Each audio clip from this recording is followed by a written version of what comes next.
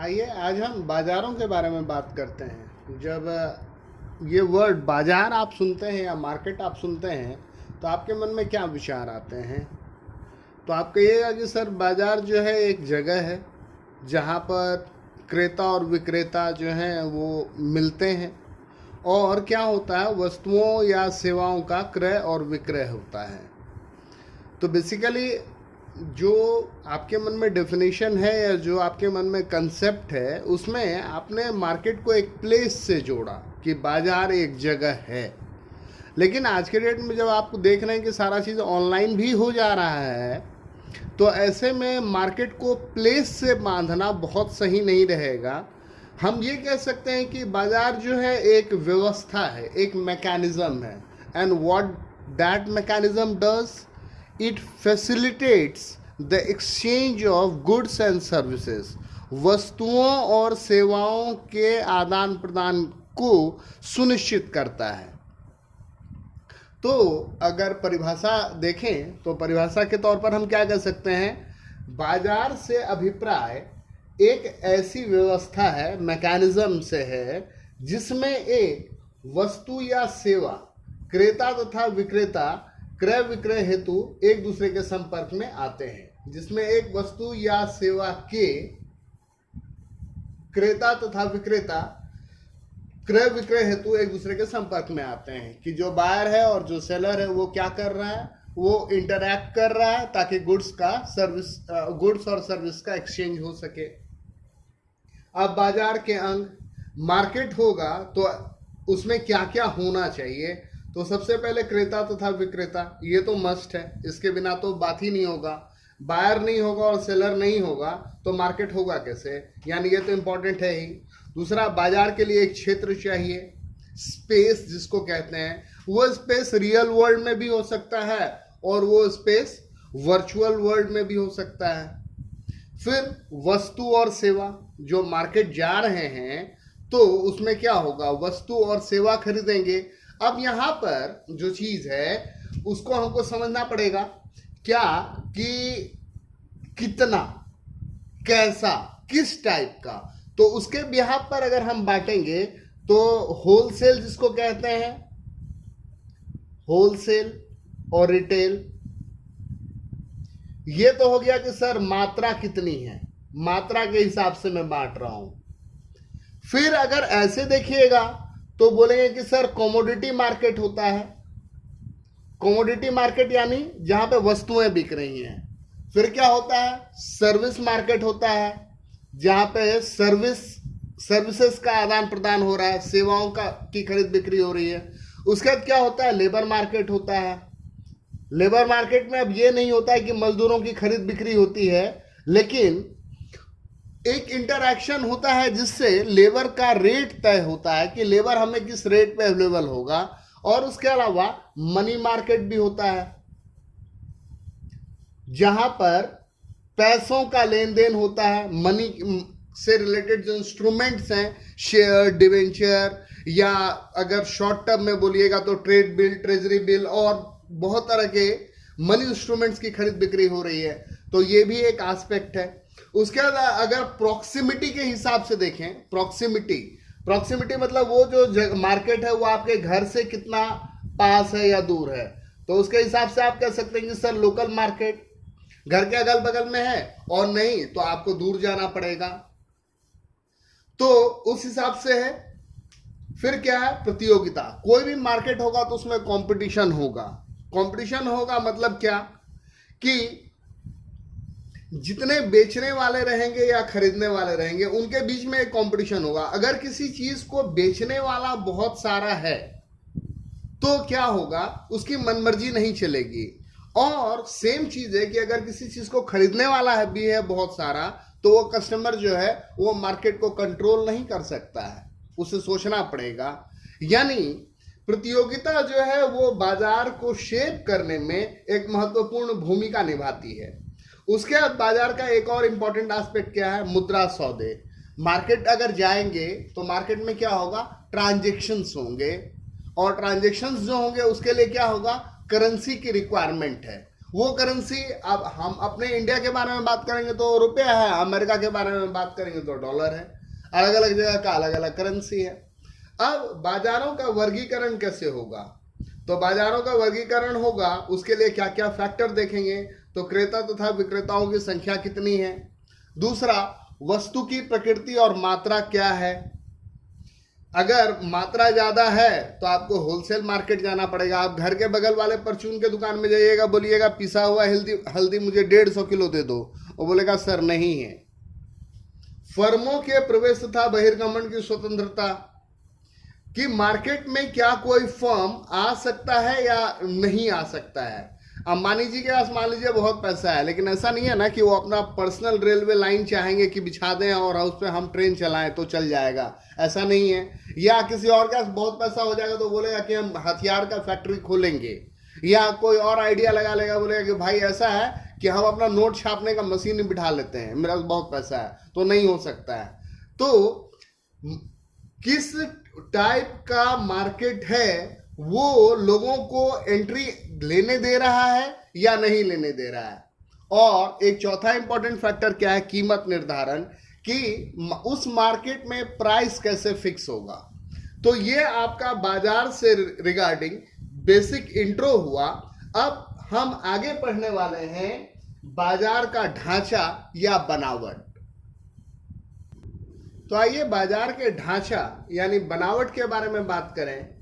तो अगर देखा जाए मोटे तौर पे तो वो दो तरीके का है, एक जिसको पूर्ण या परफेक्ट बोलेंगे, दूसरा जिसे अपूर्ण या इम्परफेक्ट बोलेंगे। परफेक्ट का मतलब हुआ परफेक्ट कंपटीशन, पूर्ण प्रतियोगिता। अब वो अपूर्ण वाला जो है वो मोटे मोटे रूप से देखा जाए तो वो 3 ग्रुप में बटा हुआ है। पहला है एकाधिकार। एकाधिकार एक ऐसा सिनेरियो है जिसमें सिर्फ एक ही सेलर है। एक ही सेलर है तो उसकी मनमर्जी चलेगी, वो कीमत अपने हिसाब से तय करेगा, और भी बहुत सारे फैक्टर्स होंगे जिसके बारे में हम आगे बात करेंगे। उसके बाद है एकाधिकारात्मक, जिसको बोलेंगे मोनोपोलिस्टिक, और उसके बाद अल्पाधिकार ओलिगोपोली। और ये ओलिगोपोली जो है ये फिर 3 ग्रुप में बटा हुआ है। इसमें एक है सहयोगी, सहयोगी मतलब कॉल्यूसिव ओलिगोपोली। दूसरा है असहयोगी नॉन कॉल्यूसिव ओलिगोपोली, और द्वैधाधिकार जिसको डुओपोली बोलेंगे। इसमें एक पर्टिकुलर चीज को बेचने के लिए सिर्फ 2 ही सेलर हैं। तो अब हम सारे के बारे में अलग अलग करके पढ़ेंगे। सबसे पहले हम पूर्ण प्रतियोगिता के बारे में पढ़ेंगे, फिर हम एकाधिकार के बारे में पढ़ेंगे, फिर एकाधिकारात्मक के बारे में, फिर हम ओलिगोपोली के बारे में बात करेंगे, और फिर ओलिगोपोली का जो अलग अलग टाइप है हम इसके बारे में बात करेंगे। तो आइए सबसे पहले हम पूर्ण प्रतियोगिता के बारे में बात करते हैं। पूर्ण प्रतियोगिता अर्थात परफेक्ट कंपटीशन, ये क्या है? ये एक मार्केट का ऐसा सिनेरियो है जिसमें बहुत सारे क्रेता और विक्रेता हैं जो समरूप या एक जैसी वस्तुओं का उद्योग द्वारा निर्धारित कीमत पर क्रय विक्रय करते हैं। अब बोलेगा कि सर ये वर्ड उद्योग क्या है? मैं अगर पूछूंगा जूता, तो आप बोलेगा कि सर जूता जो है वो तो किसी भी कंपनी का हो सकता है, बाटा का ले लो, लखानी का ले लो, रिबॉक का ले लो, वुडलैंड का ले लो। तो ये जो आपने कहा बाटा, रिबॉक, लखानी, ये सारा फर्म है और ये सारा फर्म मिलकर के बनाया इंडस्ट्री। अब अगर कोई एक फर्म चाहेगा कि मैं किसी भी कीमत पर बेच लूं तो वो नहीं होगा। मार्केट ने, इंडस्ट्री ने उस चीज का एक दाम सेट कर रखा है। अगर बाटा बोलेगा कि मेरे जूते 55,000 रुपए के जोड़े, तो क्या होगा? बाटा अपने शूज का दाम रखने के लिए तो फ्री है, उसमें कोई दिक्कत नहीं है। लेकिन क्या 55,000 रुपए का एक जोड़ा जूता कोई खरीदेगा? आप बोलेगा कि सर नहीं खरीदेगा, आदमी दूसरी कंपनी पे शिफ्ट कर जाएगा।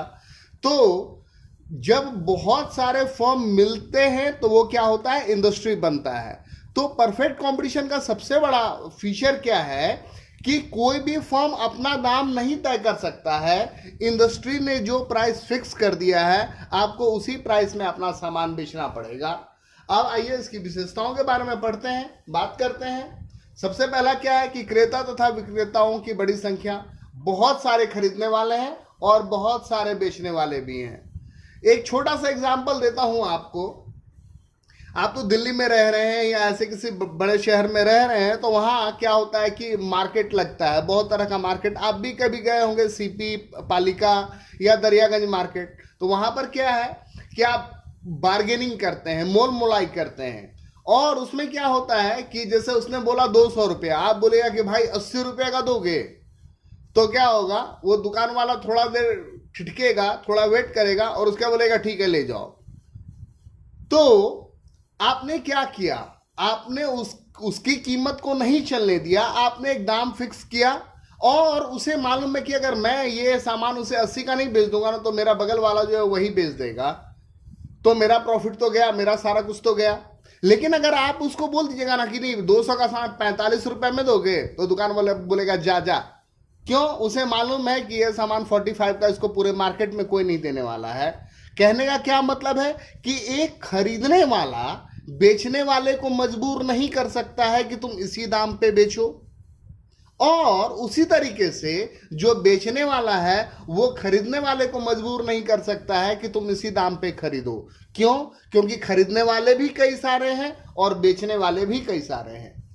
अब दूसरा प्रॉपर्टी क्या है? समरूप वस्तुएं। जब मैं कहूंगा समरूप वस्तुएं तो इसका क्या मतलब है कि जो सामान है वो आइडेंटिकल है। आइडेंटिकल होने का क्या मतलब है कि उसकी पैकिंग, उसकी गुणवत्ता और जो उसके अंदर का कंस्टिट्यूएंट है वो सारा कुछ सेम रहेगा। आप भिंडी खरीदते हो, आप भिंडी खरीदते हो तो क्या होता है, दबा दबा करके, तौल तौल करके, छांट छांट करके लेते हो, भैया कच्ची कच्ची फलियां देना, ठीक है। लेकिन जब आप क्लोजअप पेस्ट खरीदने जाते हो तो कभी आपने ये कहा कि ये डब्बा पिचका हुआ है मैं नहीं लूंगा। आपको मालूम है डब्बा पिचका हुआ है ना, तो भी इसमें इतना ही 100 ग्राम ही होगा और उसका यही दाम होगा, है ना। तो क्या है कि वो प्रोडक्ट जो है, एक प्रोडक्ट और दूसरा प्रोडक्ट वो आइडेंटिकल है, एक जैसा है। अगर उसमें डिफरेंस की बात की जाए तो कोई डिफरेंस नहीं है। फिर क्या है, फर्म कीमत स्वीकारक होती है। इसका क्या मतलब है कि मार्केट ने दाम तय कर दिया है, इंडस्ट्री ने दाम तय कर दिया, आपको उसी में खरीदना होगा। कोक अगर चाहेगा कि मैं अपने 600 ml की बोतल को 300 रुपए में बेचूं, तो पब्लिक पेप्सी पीने लग जाएगी, लिम्का पीने लग जाएगी, थम्स अप पीने लग जाएगी। मार्केट में 100 अल्टरनेटिव है। कहने का क्या मतलब है कि मार्केट में दाम तय हो रखा है कि भैया 600 ml ये सॉफ्ट ड्रिंक होगा और उसकी कीमत 30 से 35 रुपए होगी। उसी दाम में जो बना करके बेचेगा उसी का बिकेगा और पब्लिक खरीदेगी। और उसके बाद क्या है, प्रवेश एवं बहिर्गमन की स्वतंत्रता। मार्केट है, खुला है, अगर आपको मन करना है कि भाई हम भी बिजनेस में कूद पड़े, हम भी बिजनेस लगाएं, यू आर वेलकम। अगर आपको लग रहा है कि भाई हमें घाटा हो रहा है, हम अपना बिजनेस बंद करके जाएं, यू आर वेलकम। कपड़े का ही इंडस्ट्री ले लीजिए ना, एक से एक ब्रांड है, रेमंड्स है, सियाराम है, मफतलाल है, दिग्जाम है और बहुत सारा। तो जो कंपनी सरवाइव नहीं कर सका वो क्या हुआ, जैसे मैंने अब इतने सारे एग्जांपल दिए, उसमें दिग्जाम कंपनी लगभग अब बंद हो गई है, अब उसका नहीं बिक रहा है। लेकिन रेमंड्स है वो टिकी हुई है, विमल है वो टिकी हुई है। तो ऐसी कंपनियां टिकी हुई हैं। जिसको घाटा होगा वो क्या होगा, वो फर्म बंद करके चला जाएगा। और अगर किसी बिजनेस में किसी फर्म को लगता है कि भैया प्रॉफिट हो रहा है, तो उसका क्या मतलब है, आप आ जाओ, आप यू आर वेलकम, आप कर सकते हो बिजनेस। पूर्ण ज्ञान का क्या मतलब है कि जो बायर है और जो सेलर है दोनों को पूरा पूरा पता है कि किस चीज का क्या दाम है। यहां पर अगर कोई दुकान वाला चढ़ा करके बेचना चाहेगा तो आपको भी पता है कि सदर मार्केट चले जाएंगे ना तो सस्ता मिल जाएगा, या अगर हमें ड्राई फ्रूट्स वगैरह खरीदना है ना तो चांदनी चौक चले जाएंगे, वहां पर हमको सस्ता मिल जाएगा। या अगर हमको सॉफ्टवेयर से कुछ रिलेटेड कुछ लेना है ना तो नेहरू प्लेस मार्केट चले जाओ, आपको पता है कि वहां पर सस्ता मिलेगा। सब्जी की ही बात करें तो एक से एक मंडी है, आजादपुर मंडी है, ओखला मंडी है, चले जाइए, आपको वहां का दाम सब कुछ पता है। फिर क्या है, साधनों की गतिशीलता। साधनों की क्या गतिशीलता का क्या मतलब है कि हमको जिस जगह पर जाकर के बिजनेस लगाने से फायदा होगा हम वहीं पर जाकर के अपना बिजनेस लगाएंगे। फिर क्या है, विक्रय लागतों का अभाव। विक्रय लागतों का क्या अभाव है कि जब परफेक्ट कंपटीशन होता है तो परफेक्ट कंपटीशन में आपको ऐड वगैरह नहीं देने की जरूरत होती है। पब्लिक जो है ऑलरेडी अवेयर है। आपने शुरू में एक कोई ऐड दिया और उसके बाद क्या है कि पब्लिक को नॉलेज है, यानी आपको सामान बेचने के लिए पैसा खर्च करने की जरूरत नहीं है। दीर्घ काल में सामान्य लाभ, कोई भी फर्म जो है वो लॉन्ग रन में नॉर्मल प्रॉफिट ही कमा सकती है। उसके बाद मांग वक्र आप देख लीजिए क्या है, एक्स एक्सिस के पैरेलल है, और अगर ईडी की बात करें तो ईडी इन्फिनिटी है। और क्या होता है, मैं आपको परफेक्ट कंपटीशन में टीआर कर्व भी दिखा देता हूं। यहां पर आप टोटल रेवेन्यू कर्व, कुल आगम वक्र आप देख पा रहे हैं। और एक और फैक्टर क्या है कि एवरेज रेवेन्यू इक्वल होता है मार्जिनल रेवेन्यू के, और जो कि इक्वल होता है प्राइस के। तो ये इन सारे फैक्टर्स पे मैं और डिस्कस करूंगा नेक्स्ट वीडियो में। फिलहाल अभी आपको पूर्ण प्रतियोगिता का इतना सारा फीचर बताया, इसको पॉज करके नोट डाउन कर लीजिए। यह एक कॉमन सा ऑब्जर्वेशन है कि घर में जो बिजली हम लोग यूज करते हैं उसका एक अलग रेट होता है, और वही बिजली अगर आपको दुकान पे यूज होती है तो उसका अलग रेट होता है। बोलते हैं कि भैया कमर्शियल मीटर लगा हुआ है। अब सवाल ये है कि बिजली तो सेम है, तो फिर कमर्शियल मीटर का रेट अलग क्यों होगा और जो डोमेस्टिक होगा उसका रेट अलग क्यों होगा? अगर आपको ये जवाब समझना है तो आपको मोनोपोली के बारे में पढ़ना चाहिए, एकाधिकार के बारे में पढ़ना चाहिए। तो एकाधिकार क्या होता है? बाजार की एक ऐसी व्यवस्था है जहां अकेली फर्म ऐसी वस्तु का उत्पादन करती है जिसका कोई निकट स्थानापन्न, क्लोज सब्स्टिट्यूट ना हो। अब इसमें विशेषता क्या है? तो सबसे बड़ी विशेषता है कि एक ही विक्रेता होता है, बेचने वाला एक ही है। बहुत सारे क्रेता होते हैं, खरीदने वाले तो कई सारे हैं। नए फर्मों के प्रवेश पर पूर्ण प्रतिबंध होता है। नया फर्म का एंट्री नहीं लगेगा, वो एंट्री रुका हुआ है। कैसे रुका हुआ है? तो पेटेंट करवा लिया है। उसके बाद क्या है? ज्योग्राफिकल फैक्टर है। दार्जिलिंग चाहिए तो भैया दार्जिलिंग में ही उगेगी। और कई बार गवर्नमेंट आता है, गवर्नमेंट ने मोनोपोली कर रखा है कि ये चीज गवर्नमेंट ही करेगा। जैसे मैंने आपको कहा रेलवे, डिफेंस का सामान, या और ऐसा बहुत सारा चीज। फर्म कीमत निर्धारक होती है। फर्म चूंकि इकलौता फर्म है, वही डिसाइड करेगा कि हमको क्या दाम रखना है, हम क्या प्राइस रखेंगे, वही तय करता है। अब सबसे बड़ा बात है कीमत विभेद, प्राइस डिस्क्रिमिनेशन। तो जो शुरू में मैंने एग्जांपल दिया था, क्या एक ही बाजार में अलग अलग उपभोक्ताओं से अलग अलग कीमत। एक ही मार्केट है, अलग अलग यूजर है, उससे हम अलग अलग प्राइस चार्ज करेंगे। या अलग अलग बाजार है, उसमें अलग कीमत है। जो मैंने बिजली का एग्जांपल दिया उसमें क्या है कि डोमेस्टिक अलग है, कमर्शियल अलग है। लेकिन वही बिजली जब पंजाब के किसान को जाएगा तो उसका एग्रीकल्चरल रेट वो और भी कम है, डोमेस्टिक से भी सस्ता है। तो ये फैक्टर है। मतलब फर्म जो है वो क्या कर सकती है? प्राइस डिस्क्रिमिनेशन कर सकती है। मांग वक्र ऋणात्मक ढाल वाला होता है। जो डिमांड कर्व है यहां आप देख रहे हैं वो क्या है? नेगेटिवली स्लोप्ड है और बेलोचदार होती है, इन इलास्टिक। और क्या है? विक्रय लागत आवश्यक नहीं है। जो सेलिंग कॉस्ट है वो नहीं होता है। क्यों? क्योंकि अकेला बेचने वाला है, आपको खरीदना है, आप आओगे ही, हमको क्या हड़बड़ी है, हम तो बेचने वाले हैं। तो ये थीम रहता है। तो ये अभी हमने क्या पढ़ा? मोनोपोली, एकाधिकार के बारे में पढ़ा। अब हम आगे एकाधिकारात्मक, मोनोपोलिस्टिक के बारे में पढ़ेंगे। अगर मैं आपसे पूछूं कि भाई दांत साफ करने के लिए कुछ पेस्ट के नाम बताओ, तो आप गिनाना शुरू कर दीजिएगा और बहुत देर तक गिनाते रहिएगा। सर क्लोजअप ले लो, कॉलगेट ले लो, सिवाका ले लो, बिनाका ले लो, फोरेंस ले लो, अपना दंत कांति ले लो। कोई पैसा वाला है तो वो बोलेगा ग्लिस्टर ले लो, सेंसोडाइन ले लो। ठीक, क्या है मतलब? बेसिकली जब मैंने आपको ये एग्जांपल दिया तो मैं एकाधिकारात्मक यानी मोनोपोलिस्टिक मार्केट के बारे में बात कर रहा था। अब इसमें क्या है? इस प्रकार के बाजार में विक्रेताओं की बड़ी संख्या होती है, बहुत सारे सेलर हैं, परंतु प्रत्येक विक्रेता का उत्पाद दूसरे उत्पादक के उत्पाद से किसी ना किसी रूप में भिन्न होता है। Artificial difference. मेरे टूथपेस्ट में कोयला है तो दूसरा बोलेगा भैया मेरे में तो कोयला, नमक, पुदीना और धनिया और जीरा है। तीसरा बोलेगा जी हमारे में तो मत पूछो ही मत, हमने इसमें मिसवॉक मिला दिया है। उसके अलावा एक चौथा जो है वो बोलेगा कि बस समझ लो ये तो वज्रकांति है, इसमें तो बिना एलोवेरा तक डाल दिया है ना, चंदन हल्दी सब है इसमें। टोटल काम क्या हो रहा है? टूथपेस्ट है भैया, वो दांत साफ करेगा, केमिकल कंस्टिट्यूएंट ऑलमोस्ट सबका सेम है, ठीक। और लगभग अगर दाम में अंतर देखिएगा तो दाम में भी अंतर देखिएगा कि 50 पैसा 1 रुपया, यही है अंतर। तो फिर डिफरेंस कहां पे किया जाता है उसके बारे में बात करेंगे।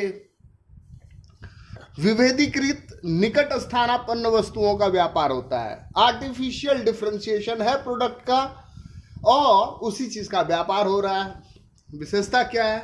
फर्मों की बड़ी संख्या, बहुत सारे बेचने वाले हैं, उत्पाद विभेद, प्रोडक्ट डिफरेंशिएशन।